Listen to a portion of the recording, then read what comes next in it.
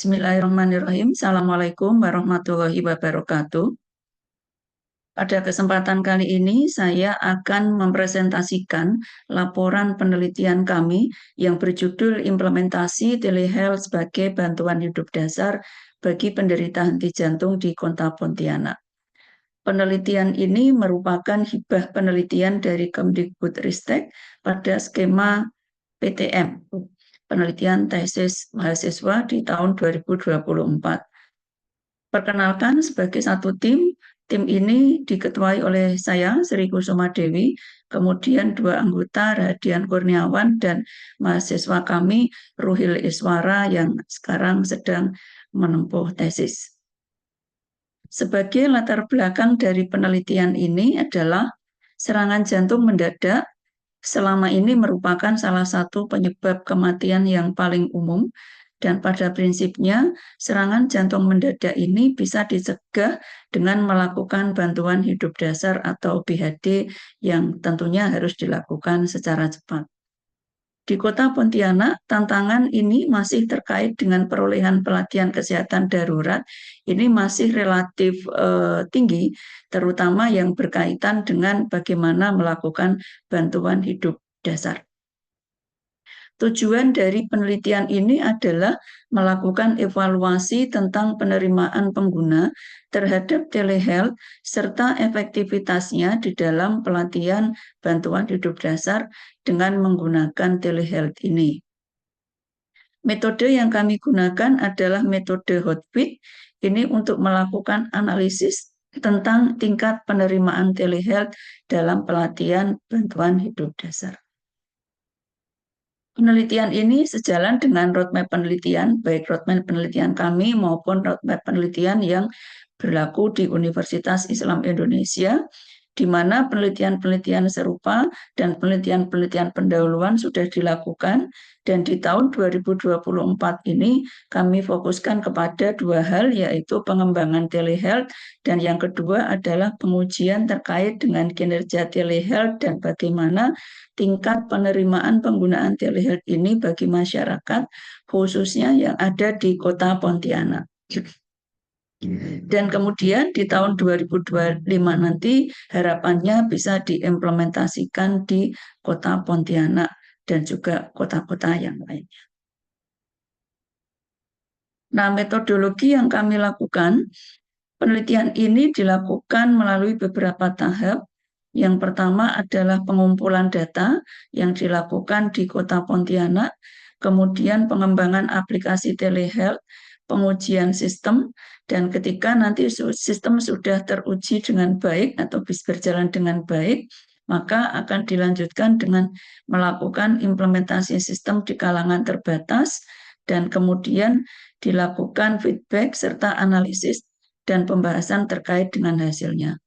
Namun ketika sistem masih belum berjalan dengan baik, maka akan dilakukan proses untuk melakukan evaluasi terkait dengan sistem ini atau dilakukan prototyping berlanjut sampai dengan sistem ini berjalan dengan baik. Pada bagian ini, kami lebih memfokuskan kepada bagaimana melakukan pengujian terkait dengan tingkat penerimaan dengan menggunakan metode Hotfit. Dan kami membuat skema metode Hotfit itu sebagaimana yang terlihat pada gambar berikut ini. Aspek yang digunakan adalah human, meliputi dua variabel, yaitu system use atau penggunaan sistem dan user satisfaction atau kepuasan pengguna. Kemudian dari sisi organisasi, di sini nanti kita juga akan melihat seberapa besar dukungan organisasi, dalam hal ini adalah Dinas Kesehatan Kota Pontianak. Sementara dari sisi teknologi, ada 3 variabel yang kami ukur, yaitu sistem quality, information quality, dan service quality. Ada 10 hipotesis yang kami buat, dan nanti pada akhirnya ini berujung pada variabel manfaat bersih atau net benefit. Berdasarkan hasil pengujian dari 10 hipotesis yang ada hasil yang signifikan dari 7 hipotesis. Dari 7 hipotesis, yaitu yang pertama adalah kualitas sistem ini mempengaruhi penggunaan sistem. Kemudian yang kedua adalah kualitas sistem mempengaruhi terhadap kepuasan penggunaan. Kemudian yang ketiga, hipotesis keempat itu adalah kualitas informasi mempengaruhi kepuasan pengguna. Ya. Kemudian yang keenam adalah kualitas layanan mempengaruhi kepuasan pengguna. Kemudian yang kedelapan itu adalah kepuasan pengguna ini mempengaruhi manfaat bersih. Kemudian hipotesis yang kesembilan, penggunaan sistem mempengaruhi manfaat bersih. Dan hipotesis yang ke-10 ini adalah organization support, ini mempengaruhi manfaat bersih. Sementara ada 3 hipotesis yang tidak signifikan, yaitu kualitas informasi, ya ini kurang terkait begitu terhadap kepuasan pengguna. Kemudian yang kedua adalah kualitas layanan, ini terhadap penggunaan sistem. Dan yang ketiga itu adalah kepuasan pengguna terhadap penggunaan sistem.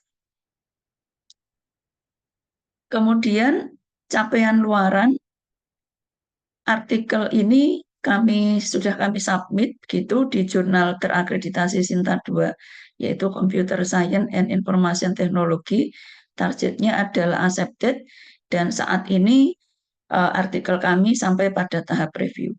Kemudian sebagai luaran tambahan adalah pengembangan prototipe sistem telehealth untuk membantu memberikan edukasi kepada masyarakat dalam memberikan bantuan hidup dasar pada kasus henti jantung, dan ini prototipenya sudah sampai pada TKT tingkat 3. Nah, ini adalah contoh prototipe yang sudah kami kembangkan. Nah, kemudian selanjutnya di tahun berikutnya kami berupaya supaya sistem ini nanti tidak hanya digunakan di kota Pontianak, juga diharapkan bisa digunakan di kota-kota yang lain. Demikian laporan kami. Assalamualaikum warahmatullahi wabarakatuh.